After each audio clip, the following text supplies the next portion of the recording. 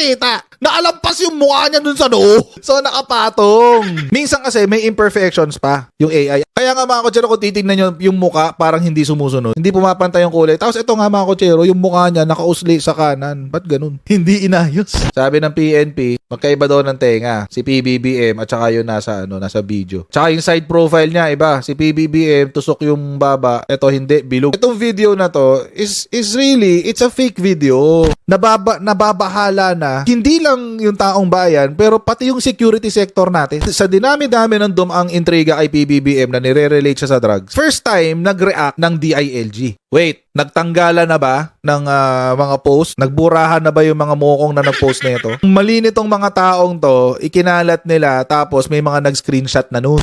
Meron pang ang mga iba ang kinakalat yung screenshot, hindi yung video. So ibig sabihin mga kotsero, yung mga nagkalat nito, expect a call from the PNP.